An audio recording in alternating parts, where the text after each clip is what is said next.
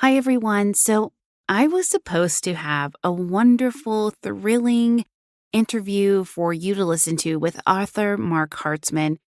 He wrote the best-selling book called Chasing Ghosts, and unfortunately, the audio was so corrupted I couldn't save the interview.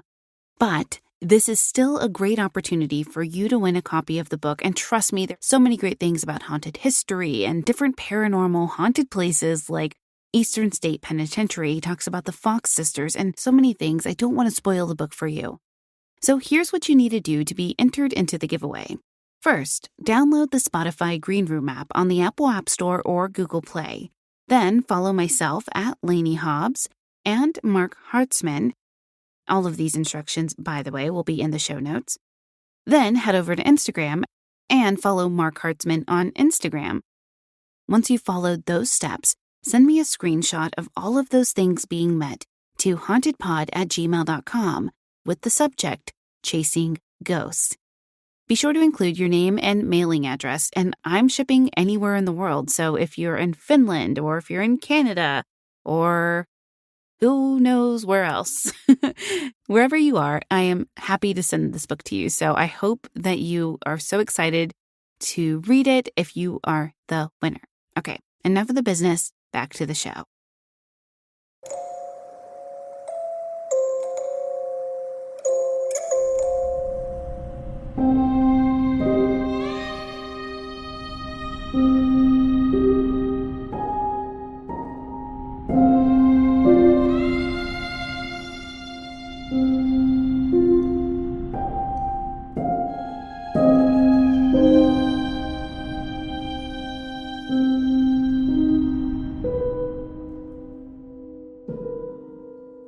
Welcome to It's Haunted, What Now? I'm your host, Lainey.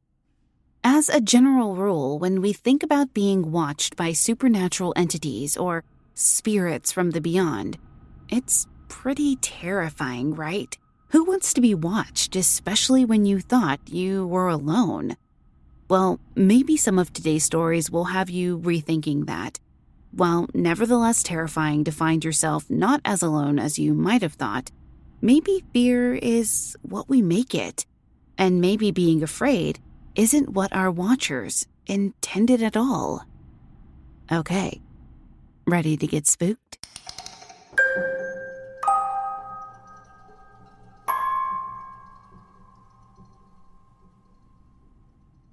We're opening today's episode with a story from Sawmill Turtle. They come to us with a quietly chilling horror that starts out with a childhood home and turns into something much more sinister.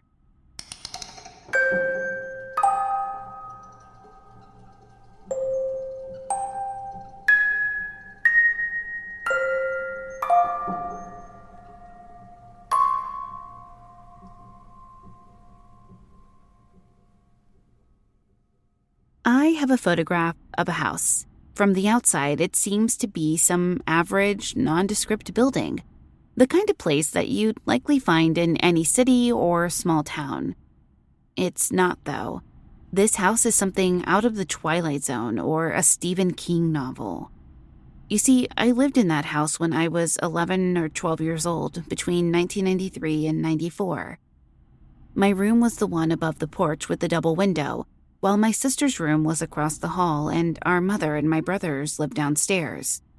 During the time we lived there, strange things occurred.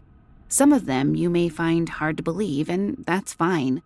I can only assure you that they actually happened. Some 26 years after the fact, I can provide you with no evidence and only my solemn word that everything I'm about to tell you is the absolute truth. For starters, sometimes our clocks would run backwards for no discernible reason. We changed the batteries and checked them for defects, but nothing seemed to be amiss. They just randomly started running in reverse from time to time. There was also an issue with our basement. The best way I can think to describe it is that it seemed to be a portal to hell. We'd hear strange noises coming from down there that couldn't be explained away as creaking pipes or the house settling. We'd hear things like demonic growling and roaring. When someone had to go down there to do laundry, there'd be sounds like people whispering. The whole area had an unsettling feel to it. We had a dog at the time, a German Shepherd named Lassie. She was an exceptionally brave, loyal, and protective dog, but even Lassie wouldn't go near the basement, or even the basement door. Eventually, she was so terrified that she ran away. She never came back. One night, we all woke up to find a large blackbird, a crow, or a raven in the house flying madly around. It was an ungodly hour of the morning, so no one would have been awake to open a door or a window to let the bird in. There was no way that an intelligent bird like that would willingly fly into a human dwelling like some common sparrow would. Where did it come from and where did it go? I have no memory of us getting the bird out of the house, but I never saw it again. Then there was the man. At the back of the house was a hallway that led towards the lower floor bedrooms. The twins, toddlers at the time, had their nursery in the rearmost room on the left. They would sit back there and have conversations with someone that none of us could see. They referred to this person as simply the man. The man seemed to enjoy keeping the boys company, but he was anything but benign. One day, while the rest of us were at school, my mom had the twins in their high chairs, feeding them lunch. When she stepped away to do something, I don't remember what she had gone to do, there was a crash and the sound of screaming. One of the twins was on the floor, his high chair tipped over, and he'd bashed his head really hard. The high chairs had been secured on flat footing when my mom had put the twins in them. When she asked the other twin what happened, he simply replied, "The man did it." My brother ended up in the hospital in a coma for a long time. You'll be happy to know that he survived and today is married with 2 beautiful daughters. But Child Protective Services didn't believe that my mother was innocent and began to investigate us. They would park across the street from our house and watch us, and drop in unexpectedly, looking for reasons to take us into foster care. Ultimately, this is how we ended up leaving the house. Rather than deal with any more tragedy, weirdness, or being followed, we packed up what we could and moved across the country. What we couldn't take with us in the moment, we left behind. I asked my mother once, about 5 years before she died, if she'd ever actually seen the entity the boys referred to as the man. She said she had, but only once. She said she was walking past the kitchen door one day and had caught sight of someone in her peripheral vision. It was a tall man wearing dark clothes, standing with his back to her, staring out of the kitchen window. When she turned properly to get a better look at him, he was gone. That house terrified us all. It always made us feel like we were being watched. Thankfully, it is many years and many miles behind us. When we left, there was no one to pay the mortgage on the house, so the bank took possession. Because of this, today it is privately owned by people I don't know. For that reason, I will not disclose the location. I won't even tell you what state it's in. If you're ever unfortunate to stumble upon it, however, I advise you to keep walking. Don't stop to look, because I can guarantee if you stop to take a look at this place, there's likely something you can't see staring back at you.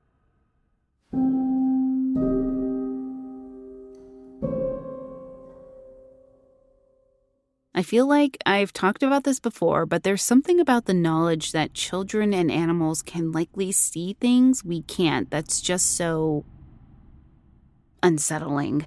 And that story and this story definitely hits all of those creepy beats. While I'm glad you and your family got out of this situation, I have to say I'd love to know if anyone else who moved into that house has any terrifying tales of their own to share with the show. Our next story comes from IHATEPINEWOOD. They've also got a childhood story to share, but this time, we're cranking things up to the next level with a twist ending that will have you laying awake tonight for sure.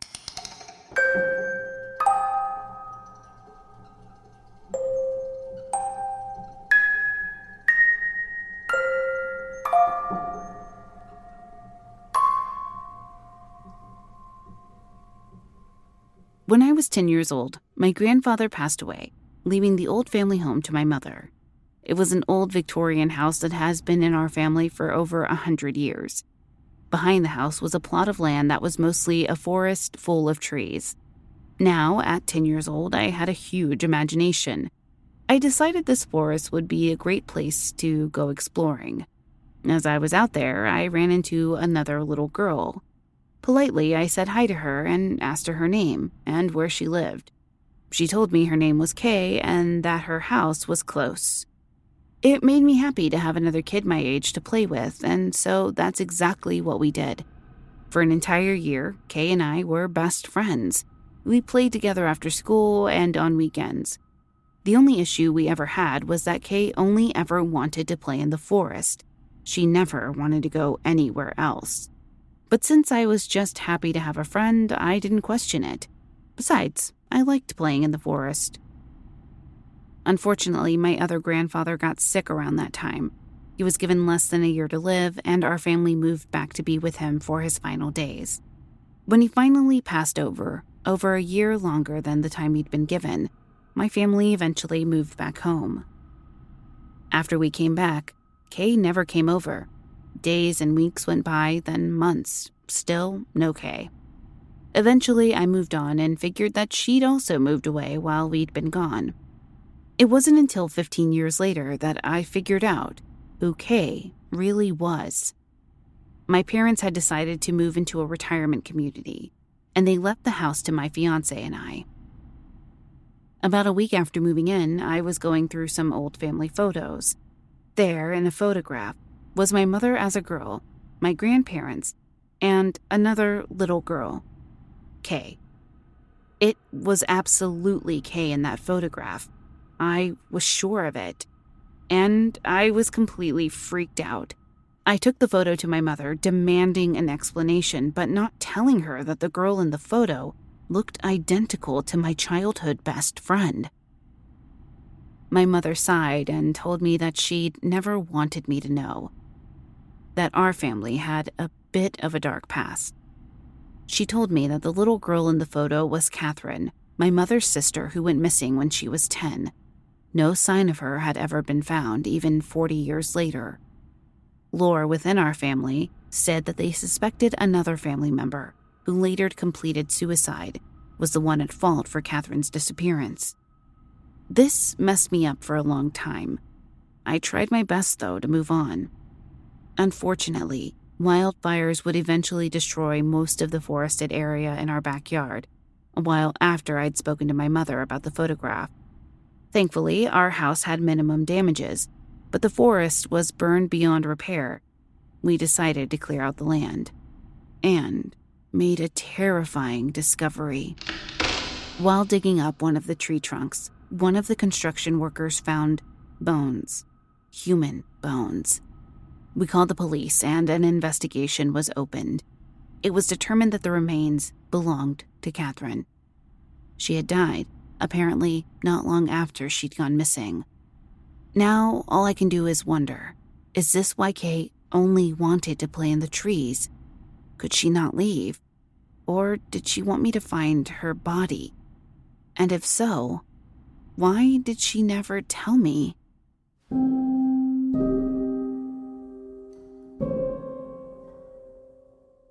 This story sounds like it could come straight off a movie set. There's a lot of possibility in moving into an old home or even into an old area. Especially a forested space, there's really no telling what sort of dark secrets a forest might hold, and it looks like you found that out the hard way.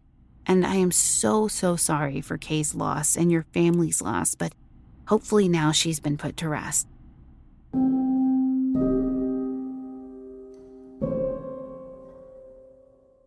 This episode is brought to you by Posh Peanut. It has quickly become my favorite clothing brand for my little girl, Tilden.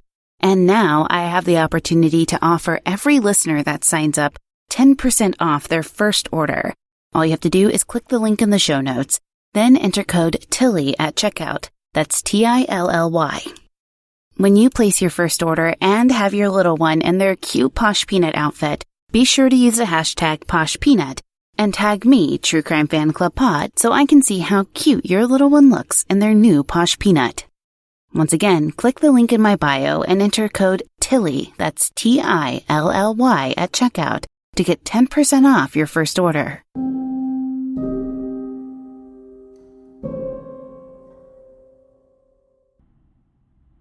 Our next story is from Band 1. They've got a tale that needs to be heard to be believed, and it might make you wonder about who's really watching us as we go through our everyday lives.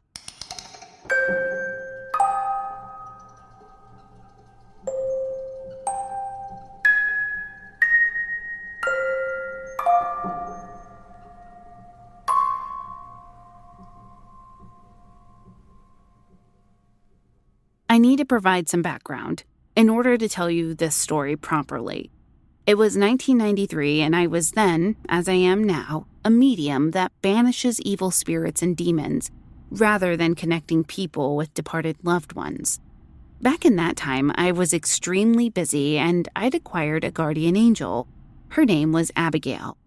I knew she'd been with me for a few weeks, maybe a month if I'm remembering correctly. At around 2 a.m. one night, I got up to go to the bathroom. I stepped into the hall and looked to my left. Standing there was a full-bodied apparition. She was transparent but solid enough to notice most details. She had long, flowing hair, wearing an old mid-1800s type lace nightgown with a matching bed jacket. She is still with me, even though these days demand for my services has mostly dried up. Believe me when I say she is a force to be reckoned with. My reputation would precede me. As soon as I'd walk into a house, evil spirits knew who I was. They'd throw things at me, knickknacks, books, whatever they could get their hands on, to get me to leave. At one house, after the small items had come flying at me, with Abigail blocking every last thing that tried to hurt me, she looked like she was made of pure magic standing in front of me. The next thing I knew, the recliner was coming at me, and then the couch. Abigail just took a step back and waved them past us, dropping them down where they were. Next, the refrigerator came flying around the corner of the kitchen, straight for me. Abigail held up her hand, and it stopped. She wagged her finger at it and pointed towards the kitchen. The refrigerator slowly returned to its spot. The cord even plugged back into the wall. This gave me time to do my job and banish the demon.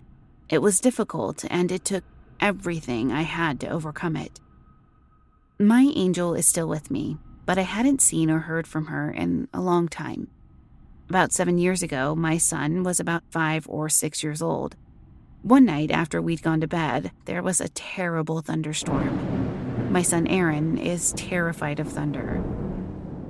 Neither my wife or I woke up during the storm, and we didn't hear him crying in the night. The next morning, I was in the kitchen making coffee when my son came in and said something along the lines of, "Daddy, the thunder scared me last night. Where were you?" "I'm sorry, buddy," I told him. "I didn't wake up, so I didn't hear it. I didn't know you needed me." "It's okay," my son reassured me. "That lady rubbed my back all night so I could sleep." I blinked at him. "What lady?" "The lady that came through the window," he said simply. At that point, I was ready to freak out. Did a woman really come through his window? My son is autistic and never lies. I asked him what the lady looked like, and he told me she had long hair, was wearing a pajama dress and coat, and that he could see through her. I immediately knew who he was talking about. Later, when I was on my own, I called Abigail's name and asked her if it had been her. I needed to know for sure. She materialized in front of me, smiling, and told me that yes, it was her. I was so happy knowing that she was watching over my son. After the things I've seen her do, I never need to worry about him. In fact, last week he was in the yard with a friend tossing a ball around. I suddenly had a bad feeling. I often get premonitions. I started to head out to where the boys were. Just as my son was about to throw the ball, he jumped. A poisonous cottonmouth snake suddenly flew through the air, coming from exactly where my son had been about to step. and just for a split second, I saw my angel.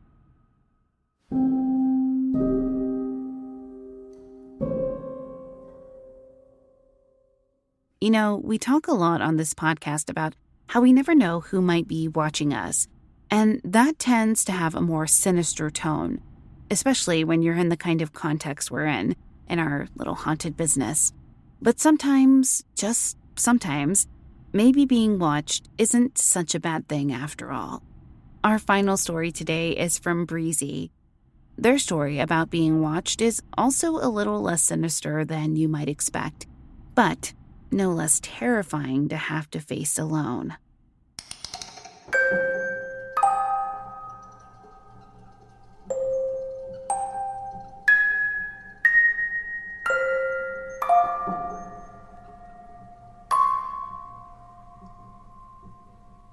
The week before Christmas, after my grandpa died, I stayed the night with my grandma after we'd gone Christmas shopping. My grandma was still taking my grandpa's passing hard, and I'd been trying to help cheer her up.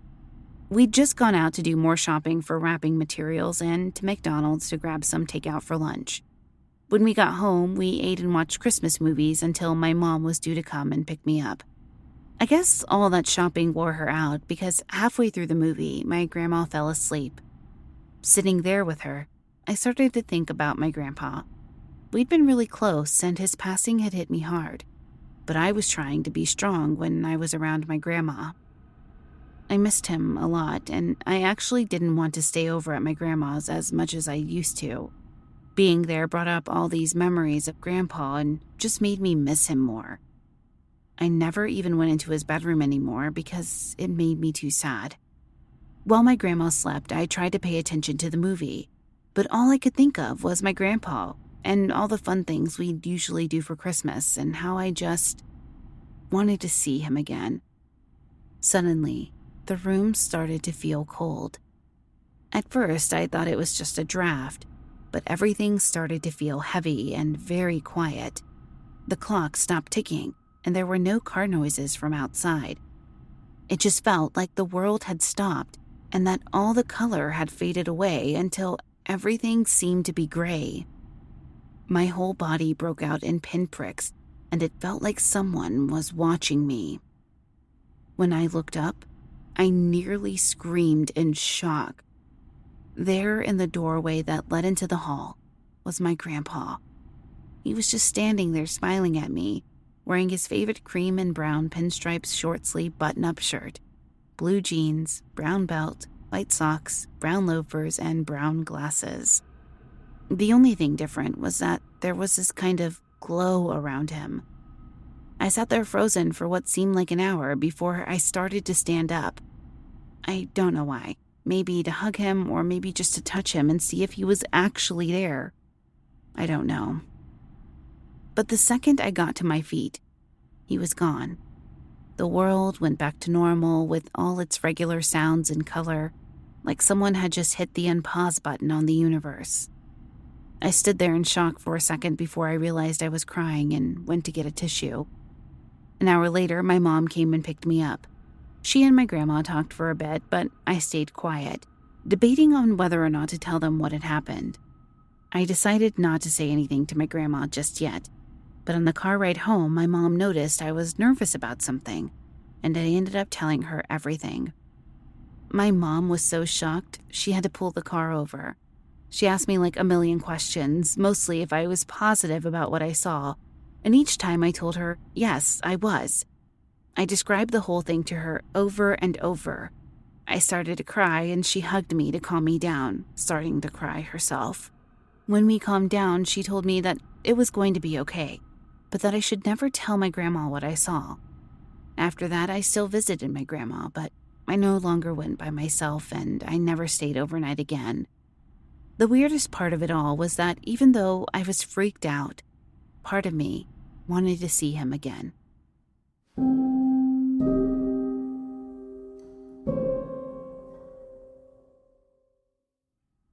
BREEZIE, I think that we can all agree that there's a degree of comfort in thinking our loved ones might be around to look after us after they're gone.